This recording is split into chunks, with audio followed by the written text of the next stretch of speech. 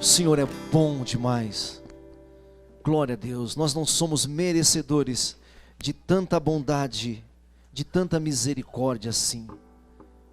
Só podemos realmente louvar e exaltar o nome do Senhor. É glorificar o nome do Senhor. Aleluias. Amém. Toma o seu assento, toma o seu lugar. Não vá para outra parte agora. Tenha toda a sua atenção voltado para a palavra do Senhor. Abra sua Bíblia ou acesse a Bíblia no livro de Joel, capítulo 2. Vamos seguir em frente. Livro de Joel, profeta Joel, capítulo 2. Hoje nós leremos a partir do verso 18. Amém? Leremos a partir do verso 18, que nós vamos ver promessa de restauração. A promessa de restauração. Do versículo 12 até o versículo 17, do versículo 12 ao versículo 17, nós vimos um chamado à conversão, um chamado para voltar a Deus, um chamado para a conversão. Vimos a natureza desse chamado, nós vimos a urgência desse chamado, a motivação desse chamado, a possibilidade desse chamado, a convocação pública para todo mundo. Nós não vimos isso, dessa volta, desse chamado, que era para todo mundo, meninos, crianças de peito, senhores, senhoras. Vimos quem é que deveria voltar, e hoje a promessa de restauração. Capítulo 2, a partir do verso 18. Capítulo 2, a partir do verso 18, promessa de restauração. Depois de tudo que eles fizeram, o Senhor estende para ele, oferece para ele restauração, para eles restauração. É isso que o Senhor oferece para você e para mim também. Que você tenha ouvidos para perceber isso nessa noite. Amém? Acharam o texto, capítulo 2, versículo 18 a seguir. Então, esse então é a palavra de transição do que ele falou antes, do que ele vai falar agora. Então, tendo dito o que eu disse, tendo pedido para vocês voltarem, tendo pedido para que seja específico, individual, tendo pedido que vocês entendam e volte para mim, tendo pedido, então, esses conectivos é muito bom na Bíblia, isso ajuda a gente a entender o texto. Então, o Senhor se mostrou zeloso para a sua terra e compadeceu-se do seu povo. Então, verso 19, e respondendo lhes disse: eis que vos envio o cereal, o vinho, o óleo, deles sereis fartos, e vos não entregarei mais ao opróbrio entre as nações. Mas o exército que vem do norte, eu o removerei para longe de vós, lançá-lo-ei em uma terra seca e deserta. O inimigo que descascaram vocês. Lançarei a sua vanguarda para o mar oriental, e a sua retaguarda, atrás e na frente, para o mar ocidental, oriental e ocidental, mar Morto e mar Mediterrâneo. Subirá o seu mau cheiro, e subirá a sua podridão, porque agiu poderosamente. Não temas, ó terra, regozija-te e alegra-te, porque o Senhor faz grandes coisas. Não temais, animais do campo, porque os pastos do deserto reverdecerão. Porque o arvoredo dará o seu fruto, a figueira e a vide produzirão com vigor. Alegrai-vos, pois, filhos de Sião, regozijai-vos no Senhor vosso Deus, porque Ele vos dará a justa medida, a chuva, e fará descer como outrora a chuva temporã e a serôdia. As eiras se encherão de trigo, e os lagares transbordarão de vinho e de óleo. Restituir-vos-ei os anos que foram consumidos pelo gafanhoto migrador, pelo gafanhoto destruidor, pelo cortador, o meu grande exército que eu mesmo enviei contra vocês, eu vou repreender.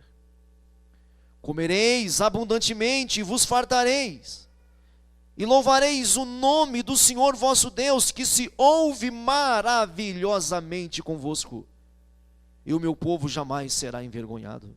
Sabereis que eu estou no meio de Israel, e que eu sou o Senhor vosso Deus, e não há outro, e o meu povo jamais será envergonhado. Acontecerá depois, que derramarei o meu espírito sobre toda a carne.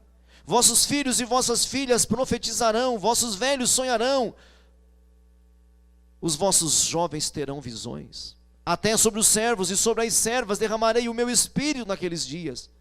Mostrarei prodígios no céu, na terra, sangue, fogo, coluna de fumaça.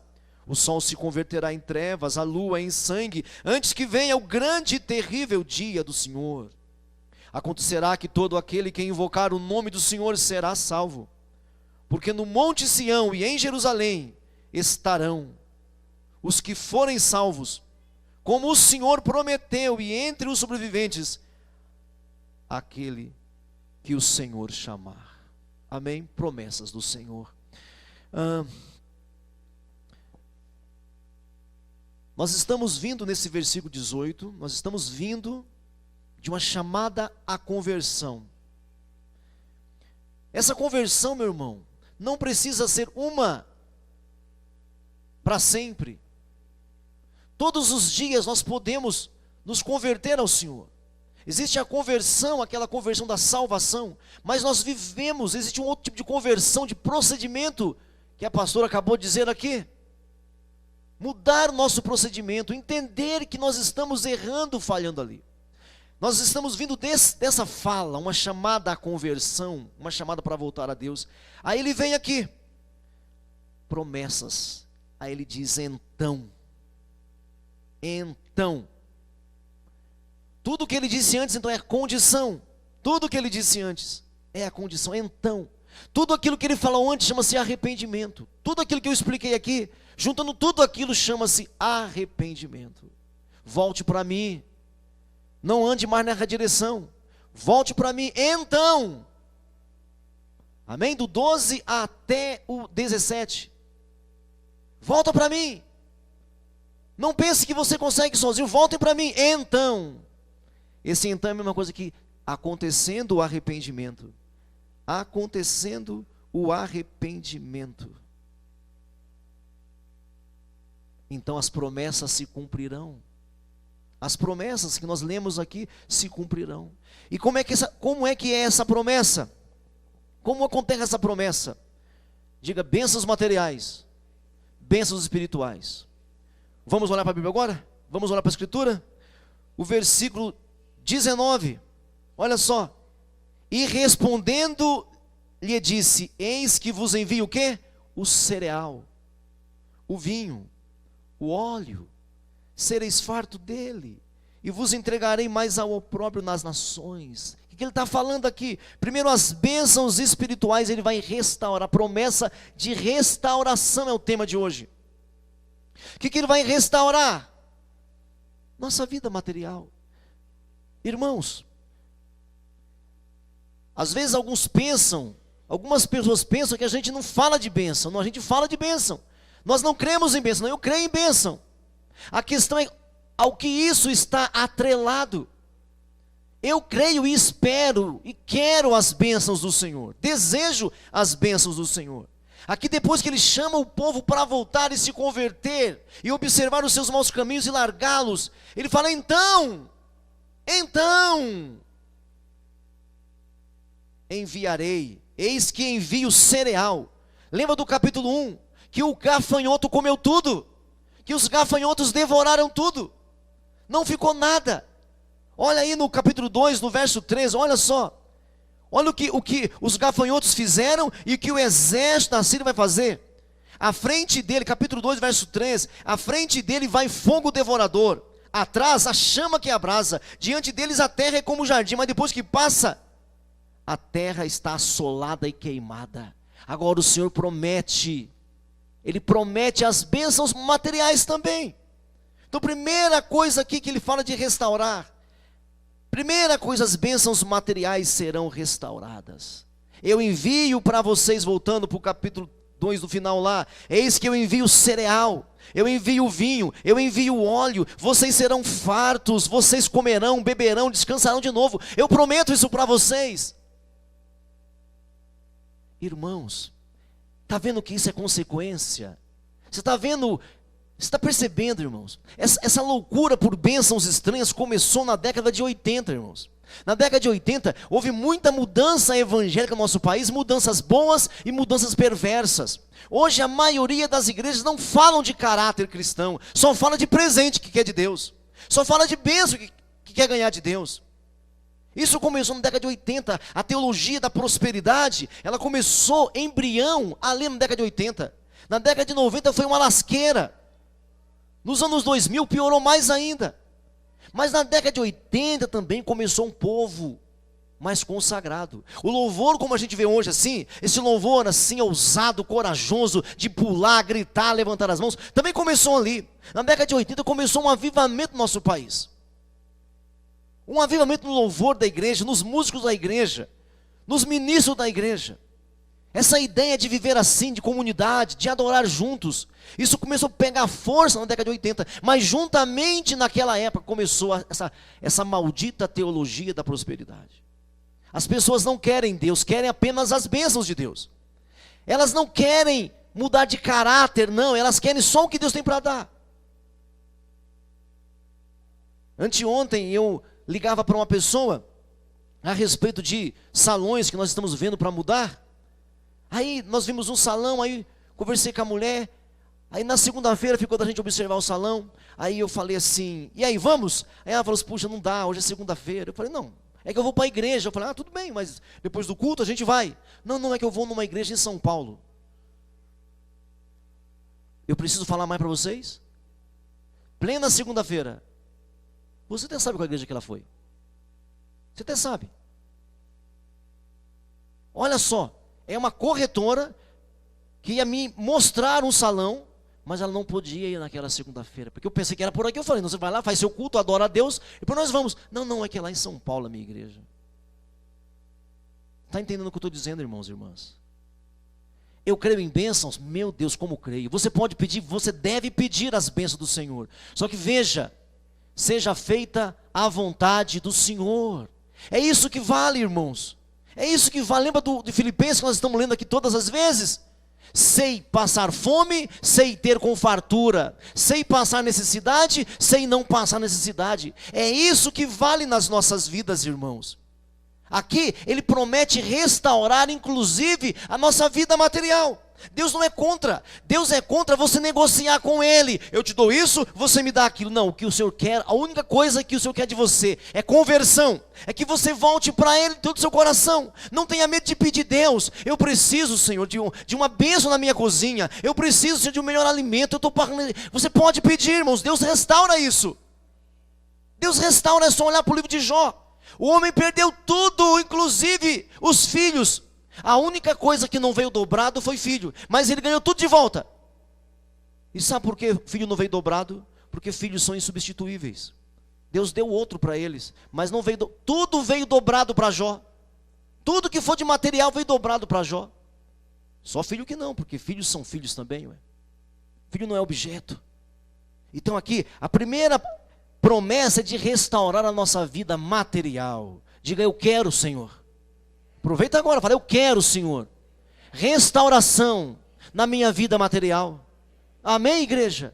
Eu quero cada vez mais restauração na minha vida material. E o que é que o Senhor propõe? Que nós voltemos para Ele, para o caráter dEle. Porque se você voltar-se para o Senhor, não importa se vai passar fome ou não. Volte para Ele, então eu vou restaurar. Eu vou restaurar os bens materiais, eu vou enviar o cereal, eu vou enviar o vinho, eu vou enviar o óleo e vocês serão abençoados. O nosso Deus é um Deus que tem prazer em nos abençoar. Ele tem prazer em te abençoar. Ele tem prazer, ele chega a dizer assim, ó, qual é o filho que pedindo pão para o pai ele dá serpente? Não vos dará porventura o Pai Celestial aquilo que vocês pedem? Aí no livro de Lucas ele fala assim, não vos dará o Pai o Espírito Santo? Por que num lugar fala que ele dará o que a gente pede, e no outro lugar dará o Espírito Santo? Porque em primeiro lugar Deus tem que estar no controle da sua vida, irmão. Por isso que no Evangelho de Mateus ele fala esse texto e não coloca o Espírito Santo. Lucas que vai colocar o Espírito Santo. Porque Deus é a primeira coisa nas nossas vidas, e coisa assim, com muito respeito. Restauração da vida material. A segunda, então os bens materiais. E aí, ainda mais, no final do verso 19, olha aí, o finalzinho. E vos não entregarei mais ao opróbrio entre as nações. O que é opróbrio, gente? Vergonha. Que ele tinha dito que ia entregá-los à vergonha. Eu não entregarei mais vocês ao opróbrio no meio das nações. Isso também é material. Você não vai passar vergonha, você não tem que ser humilhado pelo ímpio. Você não tem que ser humilhado por Satanás, não. E como é que você não passará vergonha? Voltando-se ao Senhor. Voltando-se ao Senhor, de todo o seu coração, não com interesse secundário. Então os bens materiais e os bens psicológicos, os bens emocionais, você não passará vergonha, você não vai sofrer mais o opróbrio, você não vai passar vergonha. No verso 20, mas um exército que vem do norte, eu o removerei para longe de vós, e lançá-los-ei a uma terra seca e deserta. O que ele promete? Repreender o inimigo. Está entendendo? Ele promete repreender os inimigos. Ambos os inimigos, né, irmãos? No capítulo 1, os gafanhotos. No capítulo 2, o exército da Assíria. No capítulo 1 que nós lemos, aqueles gafanhotos destruidores. E agora no capítulo 2, o exército da Assíria. Ele repreenderá o poderoso inimigo. O inimigo que está nos consumindo. E a gente não acorda. O que ele exige de nós? Ele exige de você. Volte para mim. E eu repreenderei o inimigo. O inimigo, irmão, nem sempre come a gente no cara a cara. Às vezes o inimigo come a gente por tabela. Às vezes o inimigo, porque sabe que não pode tocar em você. Sabia disso que a Bíblia diz? Que aqueles que são de Deus, o maligno não toca? Quem já leu isso na Bíblia? Aqueles que são de Deus, o maligno não toca. Então como é que ele faz? Acho que ele fica, eu vou desistir. Acho que ele desiste? Ele não desiste. Aí ele toca em você por tabela, via a sua família. Às vezes a família que não é convertida e que fica te estressando, que fica forçando a barra, que fica causando. Você está me ouvindo ainda, irmão? Às vezes o inimigo, porque você não desperta, você não acorda, não abre os olhos, o inimigo está consumindo você por tabela, usando aqueles que ele pode tocar, porque uma vez que ele não pode tocar em você, ele não pode tocar em você, está proibido, ele não pode tocar em nós, ele não pode, ele está proibido, irmãos. Por isso que a Bíblia fala que o inimigo ruge como leão, ele anda ao derredor, não é ao redor. Porque tem você, tem ao redor de você, depois tem ao derredor. O que a Bíblia diz sobre o nosso redor? Quem está ao nosso redor? Fala para mim. Quem é, irmãos? Já leram isso na Bíblia? Que os anjos do Senhor acampam ao redor daqueles que temem a Deus. Já leram isso na Bíblia, irmão? Os anjos do Senhor acampam ao nosso redor. Por isso que 1 de Pedro 5,8 vai dizer que o inimigo, olhe para cá, presta atenção aqui, porque você perde a revelação. Olhou, logo perde a revelação. Os anjos do Senhor acampam ao nosso redor. Mas 1 de Pedro 5,8 vai dizer que o diabo, ele ruge como leão. Ele está ao nosso derredor, é uma circunferência maior. Por isso que você não é tocado. Agora, por tabela é possível. Por tabela é possível. Por aquela pessoa que te irrita, que te provoca, e você não sabe ser cristão. Eu não falei esses dias que aquele texto, quando pede para caminhar uma milha, o que significa aquilo? Não resista. Você está morto mesmo. Pediu para você caminhar uma milha? Vamos duas. Vamos duas. Pediu o paletó? Tem a camisa, não resista. O texto, ele quer dizer não resista. Porque eles vão aproveitar, o inimigo vai aproveitar. Não resista a isso. Coloque nas mãos do Senhor. Nós não praticamos isso, irmãos. Nós não praticamos colocar as coisas na mão do Senhor. Os cristãos antigos, tudo para eles era, coloca na mão do Senhor. Os cristãos antigos, os meus avós, minha mãe, meus pais, era assim, coloca na mão do Senhor. Nós não falamos mais isso. E as pessoas, e o inimigo por tabela, vai te corroendo, vai te enferrujando. Eu vou expulsar os inimigos. E você quer ver só como isso aconteceu? Vamos, leia comigo, deixa marcado aí na sua Bíblia. Deixa marcado aí onde você está. Vamos ver isso em 2 Reis. Vai lá para 2 Reis, só um pedaço. Nós vimos isso aqui já. Eu vou ver para que você tenha força de fé aí dentro de você agora. Em 2 de Reis, o segundo livro de Reis, só 3 versículos ali. Quando isso se cumpriu, 2 de Reis, no capítulo de número 18 primeiro 18, versículo de número 13, segundo livro de Reis, o versículo 13, olha só, acharam segundo livro de Reis, 18, 13? No ano 1º, quando o rei Ezequias subiu, no ano 14º do rei Ezequias, subiu Senaqueribe, rei contra todas as cidades fortificadas de Judá e as tomou. No capítulo 17, fala que ele tinha invadido Israel e levou Israel. Agora ele veio a Jerusalém. No ano 14º do rei Ezequias, subiu Senaqueribe, rei da Assíria, contra todas as cidades fortificadas de Judá e as tomou. Mas ele queria Jerusalém. A Judéia ele tomou. Ele entrou na Judéia e tomou. Agora ele quer a sede. Então Ezequias, rei de Judá, enviou mensageiros ao rei da Assíria. Isso aqui nós já lemos também. Vamos para o capítulo 19. Então ele invadiu a Judéia. E está agora parado de frente a Jerusalém, de frente ao templo, de frente às muralhas. Agora vai para o capítulo 19, versículo 32, só para você ver o final. Então aquele exército que devastou o mundo todo da época dele, ele devastou todas as nações, irmãos. Agora chegou na Judéia, chegou em Judá agora, e está de frente para o templo, querendo quebrar tudo. Olha só, capítulo 19 e o versículo 32. Olha só, 19, 32. Pelo que assim diz o Senhor, acerca do rei da o quê, gente? Da Assíria. Assim diz quem? Acerca de quem? O rei da Síria. Olha o que o Senhor diz: não entrará nessa cidade. Aqui você não entra. Não lançará nessa cidade flecha alguma. Aqui você não tira flecha nenhuma. Não virá perante ela com escudo. Não, você não vai vir aqui. Nem há de levantar trincheiras ou tranqueira contra ela. Pelo caminho por onde você veio, o exército assírio, por esse caminho voltarás. Mas nessa cidade não entrará, diz o Senhor. Já, olha para cá, já tinha dominado o mundo todo, conquistado tudo.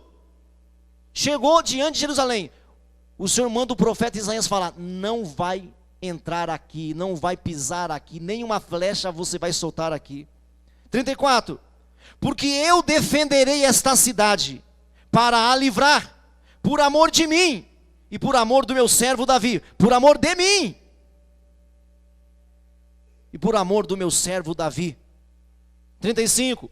Então naquela mesma noite saiu o anjo do Senhor e feriu no arraial dos assírios 185 o quê? 185 o quê? 1000. Naquela mesma noite o anjo do Senhor foi lá no arraial dos assírios e matou 185.000 homens.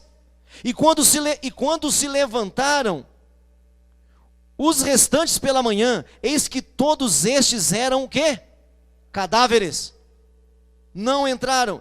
Retirou-se, pois, o rei Senaqueribe, o rei da Síria, e se foi, voltou e ficou em Nínive.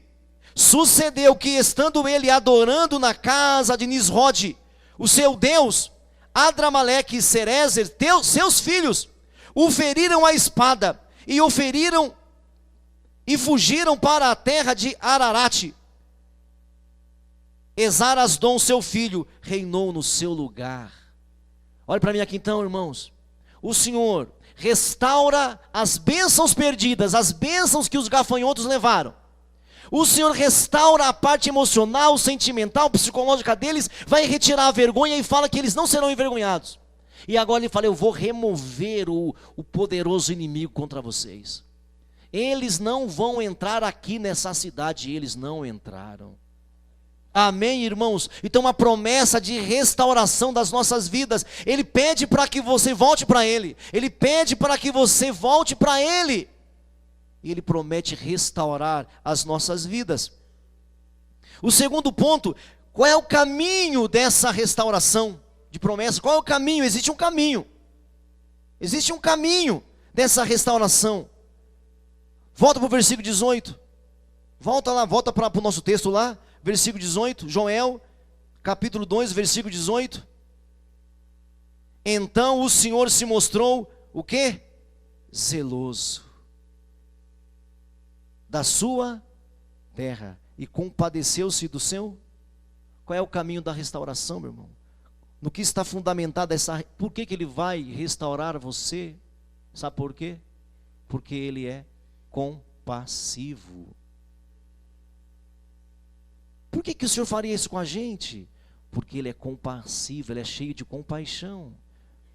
Então o Senhor se mostrou zeloso da sua terra, compadeceu-se do seu povo, teve misericórdia do seu povo. Então, por causa da compaixão, o que é isso, meu irmão? É algo que você não merece, porque se você merecesse, não era compaixão. É algo que você não merece. Ele vai restaurar você. Qual é o caminho para isso? É porque Ele é misericordioso. Ele é misericordioso. Versículo 19. As bênçãos serão restauradas. Qual é o outro caminho? Diga: oração. No verso 19. Verso 19 diz assim: respondendo lhes disse: eis que vos envio o cereal, o vinho, o óleo,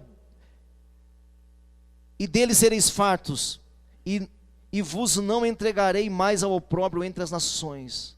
Mas o exército que vem do norte, eu o removerei para longe de vós. Lançá-los-ei em uma terra seca, deserta. Lançarei para a vanguarda, para a retaguarda. Subirá o seu mau cheiro, subirá a sua podridão, porque agiu poderosamente. Esse poderosamente aqui é com muita maldade. Não temas, ó terra, regozija-te, alegra-te, porque o Senhor faz grandes coisas. Qual é o outro caminho além da compaixão? Além da compaixão do Senhor, qual é o outro caminho dele? A aliança que Ele fez com o povo dele. Como é que Ele fala aqui no verso 19? E respondendo-lhe disse: eis que vos envio o cereal, o vinho, o óleo, deles sereis fartos. E não vos entregarei mais ao opróbrio entre as nações. Versículo 18. Então o Senhor se mostrou zeloso da sua terra e compadeceu-se do seu povo.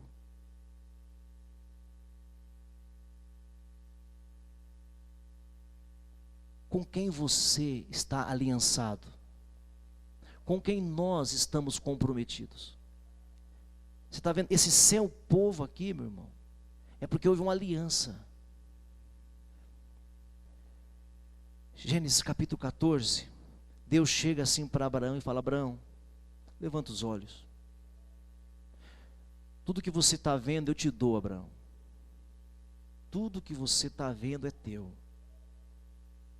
Aonde as plantas dos seus pés pisarem, pertence a você. Quando é que vai ser isso, Senhor? Daqui 400 anos.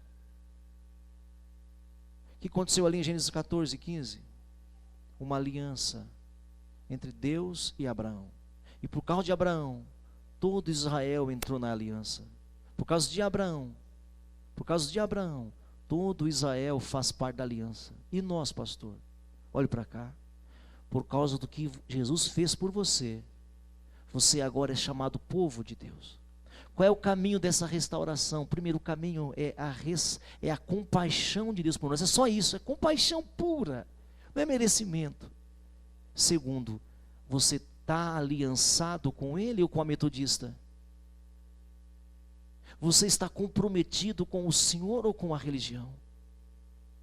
Há uma aliança. Ele pode chamar você de povo dele, porque em Cristo Jesus está feito. Do mesmo jeito que em Abraão, os descendentes dele tinham uma aliança com Deus por causa do Abraão. Lembra quando chegou Isaac, ele falou assim, ó, assim como eu disse para o seu pai Abraão, Isaac, eu vou ser com você. Aí chegou o Jacó, aí Deus falou assim, ó, assim como eu fui com o seu pai Isaac, com o seu avô Abraão, assim serei contigo. Mais tarde, Deus chegou para José e falou assim, assim como eu fui com o seu pai Jacó, com o seu pai Isaac, com o seu pai Abraão, assim serei contigo. Quando chega a época de Davi, ele vai falar assim como eu fui com os teus antepassados, assim serei com você, Davi. É uma aliança. Então em Abraão há uma aliança com Deus e conosco. A aliança do Abraão ela é limitada, mas a aliança conosco é ilimitada. Quando ele fala assim no fim do versículo 18, compadeceu-se do seu povo, sabe o que é isso? Amigo íntimo, amigo próximo, amigo perto, meu povo, minha gente, meus escolhidos, meus chamados. Olha que lindo, irmãos. Está percebendo isso daqui? Você já se sentiu assim? Sabe, às vezes você poderia escrever assim lá no Facebook, se sentindo povo de Deus também. Né? Porque assim, a gente escreve assim, se sentindo triste. Aí se sentindo amargurado. Se sentindo com fome. Num novo relacionamento. Por que você não escreve assim, se sentindo, ou me sentindo povo de Deus, amigo de Deus? Isso aqui é aliança, é compromisso. Independente de você sentir alguma coisa, esse é compromisso. Então assim, ele promete restaurar. Ele promete restaurar as bênçãos materiais, as bênçãos psicológicas. Ele promete restaurar. Depois ele aponta o caminho para essa restauração. O caminho é porque ele é bom. Não é porque você merece, é porque ele é compaixão. Segundo, é porque ele fez uma aliança com você através de Cristo. Ele está aliançado conosco por causa do sangue do Cordeiro. Então você pode, mais do que Isaac, mais do que Jacó, mais do que Davi, você pode chegar assim diante dele e falar, eis-me aqui, Senhor. Eis-me aqui, Senhor. Sou teu amigo, quero fazer o que o Senhor quer que eu faça. Ele promete restaurar as bênçãos materiais, as bênçãos emocionais. Ele te mostra o caminho é a compaixão dele. É por causa do nome dele. É por causa da aliança que ele fez com o sangue do Cordeiro. É por causa do sangue do Cordeiro que nós somos aceitos, irmãos. Em Israel, eles deveriam ofertar um carneirinho. Em Israel, sempre eles tinham que ofertar um carneirinho. Nós não precisamos mais ofertar o carneirinho, ele já foi ofertado. Você está numa aliança com Deus, sim ou não? Você está numa aliança com Deus, sim ou não? Então levanta esse rosto, põe brilho nesses seus olhos, porque você é povo escolhido, você é um homem ou uma mulher escolhida de Deus. Ele não vai permitir que você seja envergonhado, não vai permitir, apenas volte para Ele. Volte para Ele.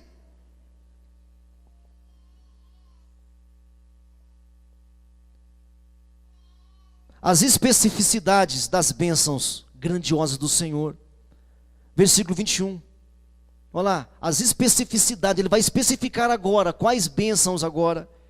Primeiro as temporais, depois as espirituais, tá bom? Acho que para por aqui hoje, a gente faz isso aqui pronto. Então as bênçãos específicas, o que ele vai dizer para nós? A partir do verso 21. Não temas, ó terra, regozija-te, alegra-te, porque o Senhor faz o quê? Grandes coisas. Grandes coisas, que grandes coisas são essas? Que grandes coisas são essas que ele está falando aqui para nós? Ele fala da chuva. Ele fala da chuva. Não temas, ó terra, regozija-te, alegra-te, porque o Senhor faz grandes coisas. Não temais, animais do campo, porque os pastos do deserto reverdecerão. O alvoredo dará o seu fruto, a figueira e a vide produzirá. Alegrai-vos, pois, filho de Sião. regozijai-vos no Senhor vosso Deus, porque Ele vos dará em justa medida a chuva, fará descer como outrora a chuva temporã e serôdia. Ele agora especifica, como é que eu vou fazer as árvores frutificarem? Eu vou mandar as chuvas. 2 chuvas vinham para Israel. A chuva temporã. O que é a chuva temporã? É uma chuva que dava ali no começo de agosto, começo de março e abril, aonde eles lançavam as sementes. Só que eles não tinha chuva, não tinha bênção. Não tinha chuva, não tinha como ser abençoado. Então ele fala assim, ele especifica, como é que eu vou dar para vocês de comer ou de beber? Como é que eu vou dar? Eu vou mandar as minhas chuvas. Só que presta atenção, eu vou ter que parar aqui agora. Mas essas chuvas ele está apontando lá para o versículo 28. O Espírito Santo. Amém, irmãos? Não se esqueça disso para quarta-feira que vem. Eu vou mandar as chuvas. Primeira temporã, aquela é uma chuva suave, é uma garoa que vinha, a terra era afofada, eles aravam a terra, depois vinha aquela chuva, molhava a terra, eles lançavam a semente. Depois vinha a chuva serôdia, era quando eles colhiam os primeiros frutos. Então ele é específico, como é que eu vou abençoar vocês? Eu vou mandar as chuvas, que vai ser daqui a pouco, vai falar do Espírito Santo. Amém, irmãos? Então volta das chuvas, as chuvas temporais, as chuvas serôdia. Ele fala no verso 22, que vai ser as estações frutíferas. Vai dar muito fruto. Não tem mais, verso 22, não tem mais animais do campo, porque os pastos do deserto reverdecerão. Porque o arvoredo dará o seu fruto. A figueira e a vide produzirão com vigor. As estações serão o quê? Frutíferas. Ô igreja, está se sentindo seco? Está faltando chuva na sua terra? Então está na hora de falar, Senhor, eis-me aqui, estou muito seco, estou ressecado. Estou ressecado. As estações serão frutíferas. Imagina uma estação onde é primavera e não tem flores. Imagina. Imagina uma estação que tem outono e as folhas não caem. Não, as estações serão frutíferas. As estações serão frutíferas. Depois as colheitas serão suculentas e robustas. Verso 23 e 24, 24 e 25. 24. As eiras se encherão de trigo, os lagares transbordarão de vinho e de óleo. Restituir-vos-ei os anos que foram consumidos pelo gafanhoto migrador, destruidor, cortador, o meu grande exército, eu mesmo mandei. As colheitas serão suculentas e robustas, nada será perdido. Então as bênçãos temporais, as bênçãos materiais, especificamente falando, amém, irmãos? Você está compreendendo o que eu estou falando?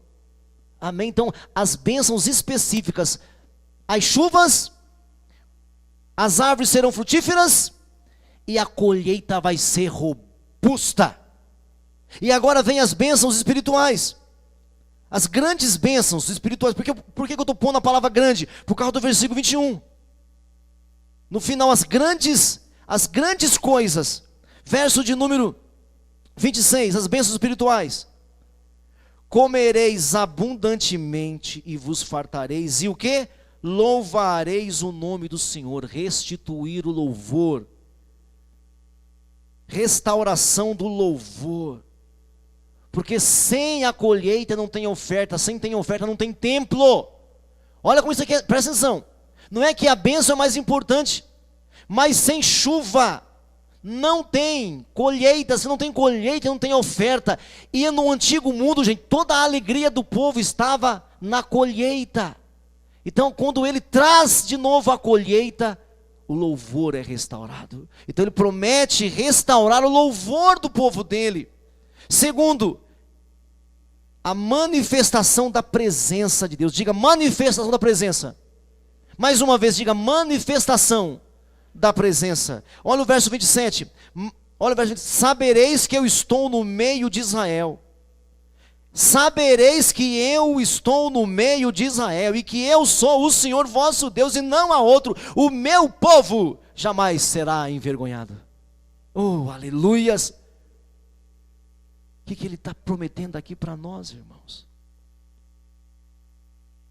Manifestação da presença. Diga onipresença. O que é onipresença, irmãos? Deus em todos os... Fala para mim, irmão. Deus em todos os lugares. Deus está em todos os lugares, irmãos? Sim. Até no inferno. Qual é a parte de Deus que está no inferno? A ira dele, a cólera dele. Deus é onipresente. Ele está em tudo que é lugar. Até no centro de macumba, na feitiçaria, na bruxaria, a presença de Deus é onipresença. Ele não pode evitar. Mas existe outra coisa, irmãos. A manifestação da presença. A manifestação da glória. O que foi que Moisés viu quando ele pediu para ver a glória do Senhor? O que foi que Moisés viu? Ele ficou de costas. A manifestação da presença, irmãos queridos. Você não estaria interessado, irmão, em começar a buscar a manifestação da presença? Agora veja, capítulo 1. O que aconteceu no capítulo 1? A invasão dos... De quem? Capítulo 1, a invasão dos... Quem mandou? Manifestação da presença. Quem está enviando o rei da Síria? Manifestação da presença. Tem manifestação que para você pode não ser muito bom também. Porque o Senhor corrige e disciplina quem ama. Manifestação da presença. A onipresença de Deus está em todos os lugares. Mas a manifestação da presença, irmãos, é só para o seu povo. Leiamos outra vez o verso 27. Sabereis que eu estou no meio de Israel. Ó, é perceptível. E que eu sou o Senhor vosso Deus, e não há outro, e o meu povo jamais serão envergonhados. Irmãos e irmãs, não está na hora da gente, lembra do capítulo 1? Uivai sacerdotes, clamai ministros no altar, chore, buscai o Senhor. Quantos de nós queremos de verdade, gente, a manifestação da presença?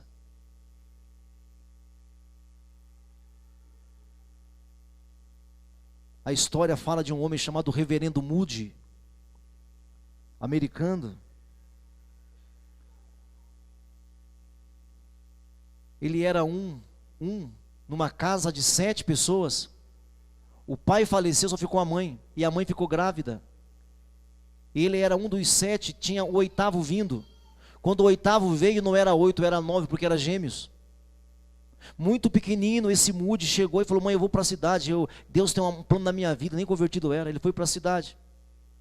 Foi um homem que abalou muitas nações. Ele foi para a cidade, foi trabalhar numa empresa de sapato. Um professor de escola dominical o viu, evangelizou e ganhou ele para Jesus. Ele estava um dia na igreja, o pastor falou assim: ó, se o senhor achar um homem com quem ele possa contar, este mundo será abalado. O que ele fez, irmão? Eu quero ser esse homem, Senhor. Eu quero ser esse homem, Senhor.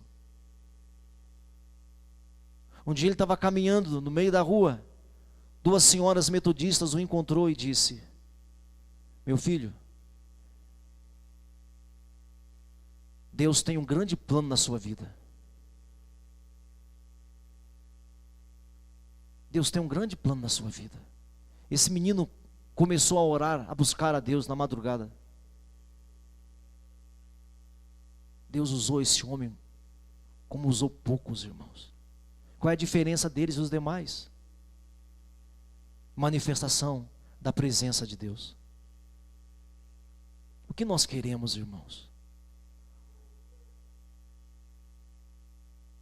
John Wesley, Carlos Wesley e outros dos santos que tinha na Inglaterra, em Londres. A Inglaterra, Londres, igrejas eram pregadores, como diz os historiadores, eram pregadores frios para uma igreja dormente. Alguns jovens resolveram entrar em oração. resolveram orar ao Senhor, buscar a presença manifestada dEle. Diz os historiadores que às 3 horas da manhã, aqueles jovens estavam orando quando o Espírito Santo veio sobre eles e os tomou. E a Inglaterra nunca mais foi a mesma. Nunca mais foi a mesma. O quanto nós queremos da presença manifesta de Deus, irmãos. De verdade, o quanto nós queremos, irmãos. Tem uma igreja metodista na Coreia, que hoje ela conta com 85 mil pessoas dentro da igreja. E sabe como começou? Cada vez que o pastor metodista pregava, o povo dormia.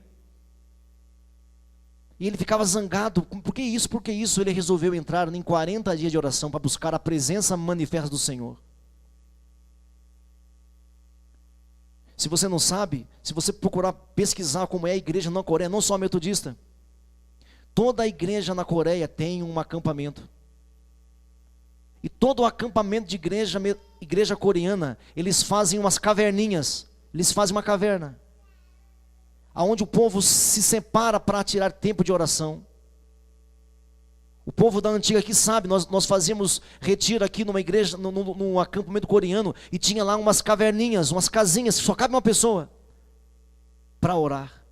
Esse homem entrou em 40 dias de oração.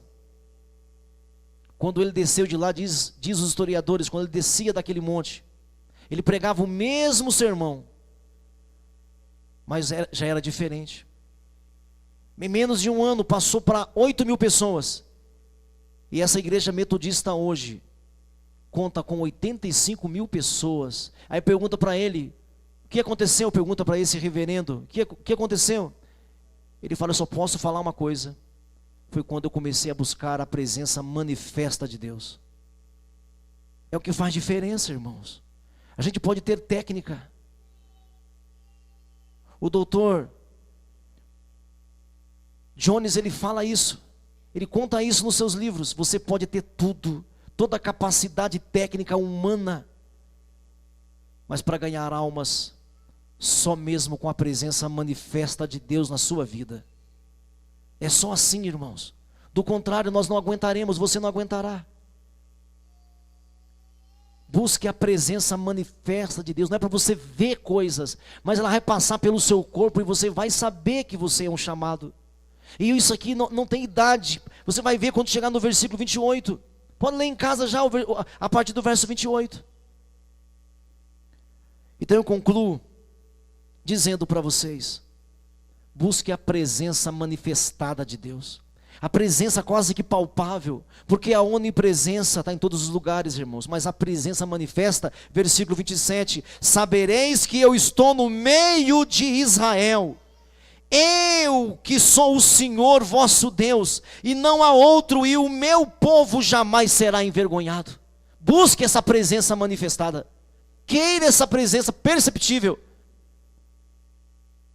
deseja a presença de Deus. Pare de querer a presença dos poderosos da terra. Busque a presença manifesta de Deus. Curva a sua cabeça, feche os seus olhos agora em nome de Jesus. Feche os seus olhos nessa hora. Ele começa falando de bens materiais para atrair a sua atenção. Ele começa falando de bênçãos existenciais para chamar a sua atenção. Mas o que ele quer mesmo é você com ele. O que ele quer mesmo, o que ele deseja é você com ele. Curva a sua cabeça, feche os seus olhos, abra o seu coração para o Senhor.